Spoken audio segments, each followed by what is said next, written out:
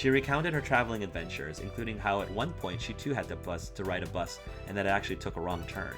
Since when did bus drivers take the wrong route? Liz demanded of the air. All the time, Liz, all the time. Her long list of points worth noting continued right up until the new announcement was cheerily made. Food's done. That's a very good announcement. Hooray!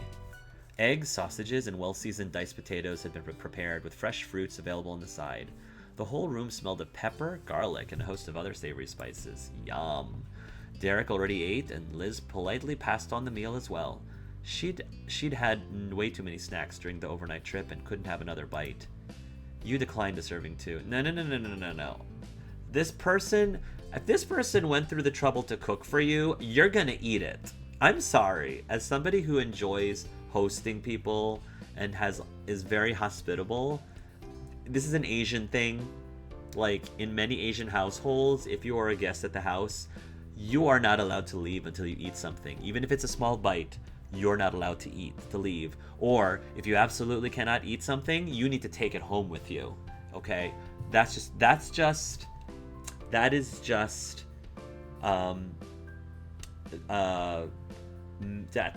Asian manners there. Asian manners 101.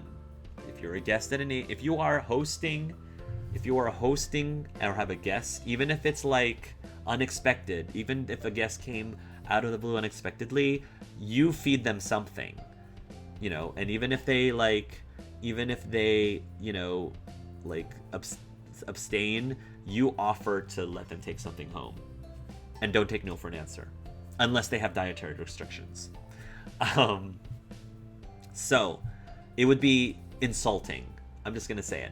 It would be kind of insulting, at least in my family or in Filipino households, to not accept at least taking a bite of food that was prepared for you. You declined a serving too. You realized you were still a bit hungry and accepted the offer. You didn't know about them, but you weren't ever going to pass on free food. You decided to have a little, not wanting to reject. No. I never pass on free food. Your very kind host stood aside so you could get your meal first. You didn't want to keep them waiting by disagreeing with the order. That's the other thing. I don't, you know how you go into parties and people, break out the food and they're like, it's ready, and then everyone's too shy to, go in and be the first person to eat, the first person to go in and dig in. Yeah, I'm not like that. I'm like, somebody has to be the first one. So if that person has to be me, I'm going in, No need to be shy. The host said, dig in, food is ready. No need to hesitate. I'm diving in, leading the charge. So, and the same thing goes with also desserts. They're like, oh, look at this beautiful piece of cake. Look at this beautiful pie. I can't take the first slice. And I'm like, those things are there at the table to be eaten. If you're not going to take the first slice, again, I'm leading the charge. I'm slicing into that cake and pie. And if I'm the only one who has cake, if I'm the only one who eats it, whatever. It's okay. I have no shame. No shame. This is because of the logic. The reason why I'm saying this is because if I was the one who was the host, and if I was the one who provided all this food, it would please me. It would please me for people to actually go and eat the food and dig in. If I brought something out that was not broken into, that nobody cut into or nobody sliced into, I'm not gonna lie, I'd be a little disappointed. Because to me it makes me feel like I failed to provide them with something that they would want. I failed to provide them with something that they cared enough to eat. I would have felt like I was a bad host. I did not do my job properly as a host. That's why when I'm a guest at other people's houses, that's why I have zero problems sampling everything, eating, taking a little bit of everything and slicing into a little bit of everything. Because I want the host to feel like they're appreciated. But again, that's like the Asian culture. That's the Asian culture talking within me. Your mileage may vary. Your very kind host stood aside so you could get your meal first. You get off your seat, fill down a dish with some breakfast, and return to your place by Liz. Right before George's butt made contact with the seat, he paused in midair. Oh wait, I forgot the chili flakes. I love me some chili flakes. Sit, I've got you. Derek winked at his little bro and said younger brother plopped down into the chair. The scrambled eggs piled high onto George's plate the scrambled eggs piled high on George's plate jiggled. Derek pushed off the cushion, took a few long strides into the kitchen, and retrieved a tube of deep red edible confetti. I love that. Red edible confetti. Rather than walk over to the table, Derek stayed right where he was and lobbed George's chili flakes over the counter. Heads up. The receiver snatched it right out of the air. George looked at the item now in his hand and chuckled. Good pass. I'm not rusty yet. Derek saluted from a distance as George began to liberally sprinkle chili flakes over every part of his meal. At the other end of the dark wooden tabletop, another familial exchange occurred. Mrs. Suarez rubbed her littlest child's bowed back and spoke to him gently. Nico, are you eating? Her sweetness got a lukewarm shrug of one shoulder from Nicholas. His phone remained in his grasp and at the center of his attention. Food wasn't enough to sway his focus. I'm just gonna have a bowl of cereal. Hey Nico, are you texting someone? Someone is a busy boy, you tease. How sweet, you made your love for cereal public, you joke. Hey, yeah, I'd have cereal too if I needed to eat. Maybe you should eat more. A bowl of cereal isn't much of a balanced meal. You continue to relax quietly. Hey Nico, are you texting someone? Huh? Oh no, it's nothing. Nicholas tucked his device closer to him. He wanted to ask what he was doing, that was so important, but he definitely wouldn't tell you. Is he dating Xavier? I'm just curious. Actually, no. That would be weird. Isn't Xavier, like, a lot older than him? That would be weird. That would be really weird. Mrs. Suarez gave the teat one final pat and left it there. She was content that he at least wasn't going hungry. Unexpectedly, your ears perked at a small squeak, and then the unmistakable rush of running water. Once again, your gaze went to the opposite side of the room. Derek's back was turned to the crowd, and the clatter he was making continued with the clanging of pans. The actual reason why Derek had gone to the kitchen and stayed there became evident. He had intended to wash the dishes. Boo! Nowhere but the Suarez house would such a gesture be met with swift dissent, but Derek and his impulse to do everything for everyone was infamous. Don't worry. Son, you are a guest. And you didn't even eat. You can't be the one who cleans up.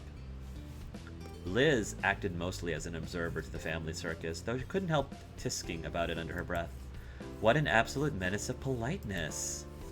Derek Suarez, get back over here. Don't leave me, you jokingly reached out to him. I can help too. No, let me do it. Boo, you chuckle. I said, don't leave me, you jokingly reached out to him. Your pitiful plea didn't go unheard. Mark. Derek's face turned just enough to peek at you. A tiny smile pulled at the corner of his mouth. I'm so alone. Rude. I'm right here. That doesn't count. I'm sorry, Liz, I love you, but that doesn't count. Fine, I can't abandon you. He lifted his head high and rolled his shoulders in preparation. Then he began the long journey from the kitchen to the living room. Yeah, the whole "it doesn't count, Liz" is like the whole theme of this entire scene. Mr. Suarez and his junior gave a round of applause as the eldest son left the sponge behind. Soon breakfast at the Suarez home was finished. Nico did put his phone down for long enough to pour cereal and milk into a bowl and eat. The kitchen was cleaned by George and his parents. Derek remained seated and his idle hands in his lap like the proper guest he'd always been at your house growing up. So, Nicholas spoke without being spoken to for the first time in an age, and more amazingly, the phone was gone. It must have returned to the comfort of Nicholas's romper pocket. Want to see the pool? There's one here too. We can dip our feet in, get some sun, hang out. Maybe I'll see Derek in a swimsuit after all. Nicholas, I like how you're thinking. I think Nicholas is secretly trying to shove, like, Derek and me together. I think he's trying to play matchmaker at this point. A pool? As a young lady raised by the shore, she had an ingrained beach snobbery, but she didn't need a glare from Derek to correct her attitude. I'd check it out. Okay, we'll see how it stacks up to the old one. Derek piped up in agreement as George nodded along. Let's get to it. Let's do it. Heck yes! I will be rewarded. This is cool. I got to see Derek in both, like, his super sexy, like, business casual, like, cleaned up self, and get to hang out with him at the pool. How amazing is that? Mix it all together and you know you've got the best of both worlds. That's a perfect plan. You go enjoy yourselves. Dad and I will stay here, take a break from parental supervision. Mr. Suarez had a very proper chortle. They certainly do not need any supervision. They are very mature adults in their own rights, besides Nico. But he is close. His childlike gleefulness was followed by a frustrated sigh that was distinctly teenager-like. We're leaving now. Nicholas said we, but was obviously going with or without anyone else. He was grown enough to make that decision. See you. Never have I been so grateful for a pool in a very long time. Nicholas slipped a key off the hook by the door and was out. Hurried goodbyes were exchanged. Then the rest of the siblings group made a beeline to catch up with Nico. Your target was strolling through the hall, hands on his hips, and whistling a tune. His terseness had cleared entirely as soon as he had left. Nicholas cast a glance back at the crowd stumbling up to him. He offered a smile and struck up a casual conversation. I've gone down to the pool for at least a couple minutes almost every day since summer started. It's basically a ritual. It's good for you. It's good exercise. That's cool. You need your daily dose of chlorine. That I do, bro. The party of 5 continued on to the ground floor of the apartment condo and out the back. Nicholas took out a key card for the pool door. He already had it on him before ever suggesting the idea. He meant it when he said he was going there. When he said going there was a regular occurrence, the normal key he took must have been for the house. Oh wow, the pool here looks really nice. The area itself felt familiar, as if you were the one going there every day instead of Nico. A pale blue rectangle surrounded by rows of identical lounge chairs. It was a pool. It was a pool. No duh. The pool at the other apartment was so much better, but this new pool was a step up from the other. You liked both pools the Suarez's had brought you to, just another generic shared pool. This new pool was a step up from the other. It seemed more modern, not just because it had upgraded to key cards. You were already glad Nicholas suggested this. While everyone else stalled at the entrance, Nicholas kept on walking. He headed straight to the edge, crouched low to roll up his pants legs, shifted onto his butt, and dunked his feet into the water. Liz and George shared a side-eye glance.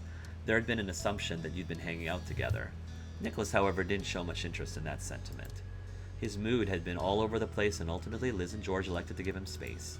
The two camped down on 2 side-by-side lounge chairs, close enough to keep an eye on Nico, but not enough for conversations to be audible between the pair and Solo. Derek watched the chips fall. Despite this supposedly being a fun in-the-sun adventure without the whole gang, he was frowning. The water sloshed from Nicholas's kicking feet. His eyes were towards the sky, and those long strands of brown hair were nearly brushing the concrete tiles. He felt much further away than he physically was. Anyway, I'm gonna go sit with Nico. Feed and pool is the only way to go, and he might like the company. Would you mind if I wanted it to be just me and him? It's been a while since he's gotten any one-on-one time. Yeah, of course. Of course I wouldn't mind. You deserve quality time together. I understand. I'm not gonna give him a hard time. I'm not gonna give Derek a hard time. I prefer to talk to him too, but he's your brother. I won't push him away. I think I'll survive, Derek. You'll be like 4 feet away, you teased. I'm not mad, but it is a little disappointing. You don't have to worry about it for me. You're so polite. For me about that. You're so polite. Of course I would. You deserve quality time together. Thanks, Hark. Maybe it's not a big deal, but I'd hate to make you feel like I ditched you out of the blue. Just the fact that you said that. Just the fact that you said that makes it feel like it's so sweet. It's very thoughtful, Derek. Go and be with your brother. Derek, it is okay. Go to your brother. Yeah, see you. You waved one another off and parted ways. Your assigned companions were stretched out quite comfortably as you approached. Then I'm gonna hang out with George, my other favorite Suarez brother. Neither lifted their heads from the rests underneath them, but their eyebrows went higher. Hey. Hello. Hey. I have arrived. You took the chair on George's left. You took the chair on Liz's right. You stayed standing in front of the loungers. You sat on the floor in front of the loungers. You sat on the edge of Liz's chair. You sat on the edge of George's chair. I'll sit on the edge of George's chair. It made me like, I mean, if Derek's, just gonna abandon me, I'm just gonna latch on to George instead. It's just what's gonna happen, man. It'd make it easier to talk if you didn't have to shout across one person to another, and he had no scruples about making George share. You bent right down and positioned yourself on the already occupied spot. There wasn't much space, so your back came right against George's legs. George continued to watch with high brows, though his mouth was also popped open. He waited for something to come out of it. Oh, come on, George. In the end, he chose to say nothing and shut his lips. Instead, Liz did. How kind of you to spend time with your old sister. Your charming gentleman is in the other direction. Oh. Yeah. I missed you, Liz, you said sincerely. How I've missed your snark, Liz, you teased. You're welcome. I came for George, actually. Hey, you're the one who abandoned me for George. I figured Nicholas would prefer some time alone with Derek. I came for George, actually. Meekly, George responded to your statement. It made him too bashful to ignore. I love you, George. Oh my gosh. George is so confused and I absolutely love it. It just, I don't...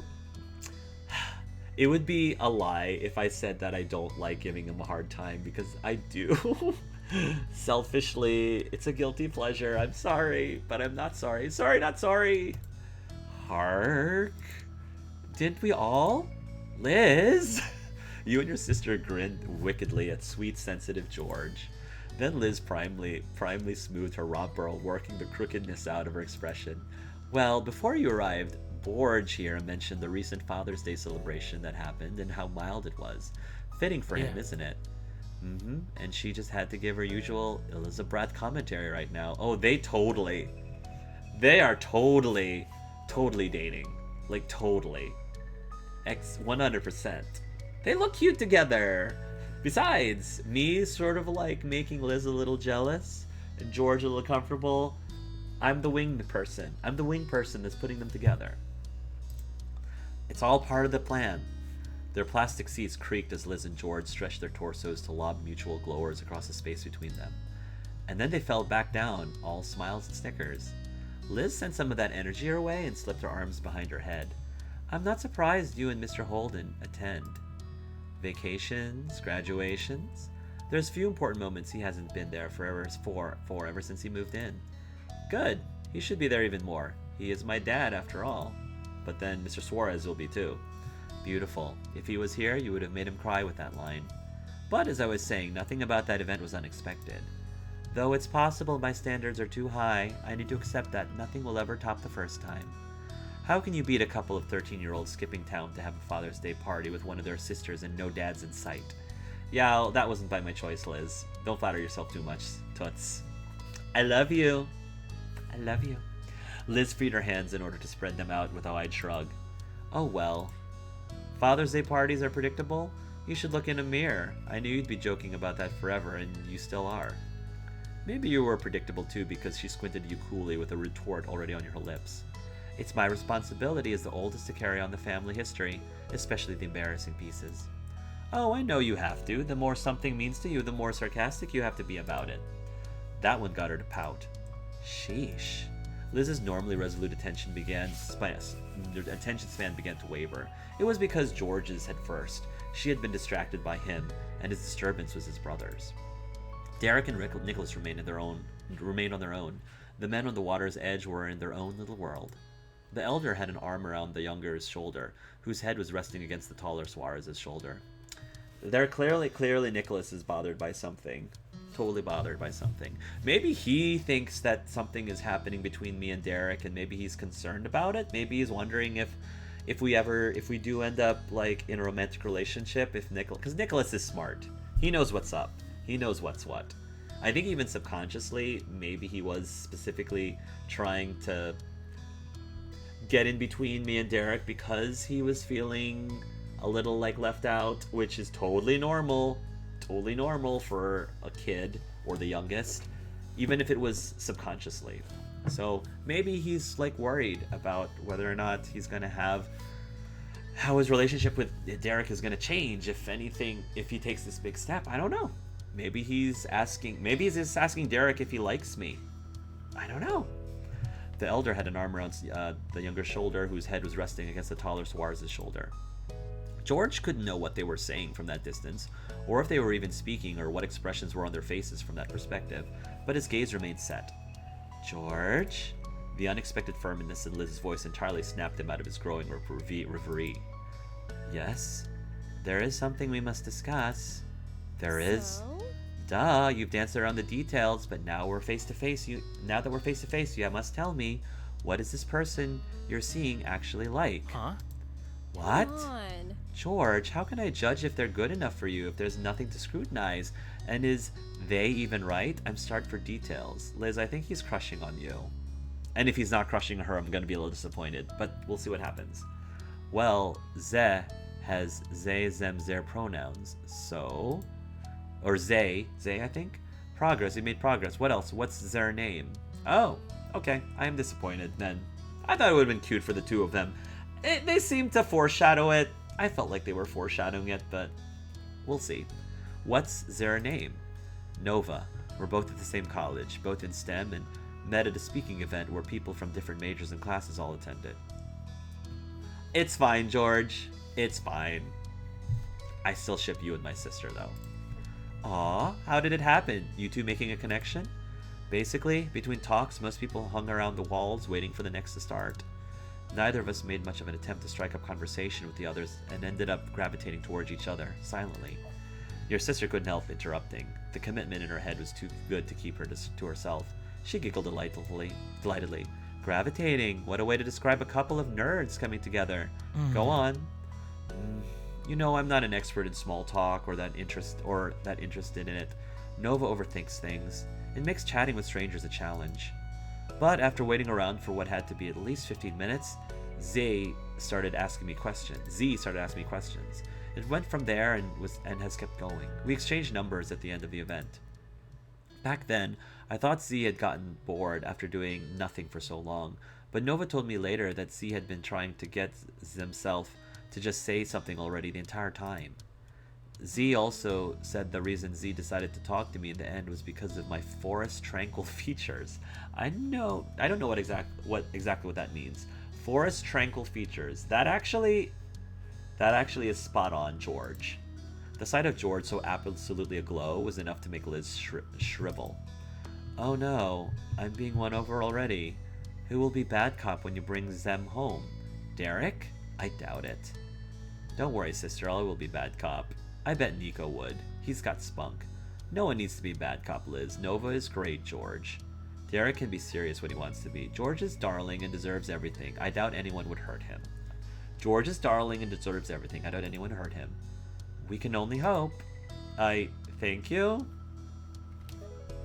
Come on, George. I speak the truth. In a third universe, George. In a third universe. In one universe, it was my character and Cove. In another universe, it's my character and Derek. In a third universe, it's totally my character and George. In a third universe. I thank you. George is I've really got attached to him in a very short amount of time. But even when we were younger, even when we were kids, I also had a soft spot for George too. So, you, Liz, and George continue to familiarly chat amongst each other. But eventually, what's up, everyone? You tilted your face up. Standing over the three of you, was the solid figure of Derek Suarez. Nicholas still doesn't seem very, happy at the moment. Behind him was Nicholas, fiddling with a strand of his wild mane. The youngest and oldest Suarez's had ended their quality alone time. Whatever went on between them, they didn't mention it. George or Liz didn't ask. Your sister was keen to pry into George's romantic life, but not the worries between two brothers. Welcome, boys. Take a seat anywhere you'd like. I don't mind. The last hints of pensiveness lingering around Nico softened at that brash greeting. I'm the only person in this pool area who actually lives here. Where did you get all that authority? Liz is the boss wherever she is, whether it's true or not. Liz struck a dignified pose with one shoulder jutting forward and her hands on her hips, but the fact that she was lying down while doing it made it fairly silly. It's easy to be in charge when you're always the oldest.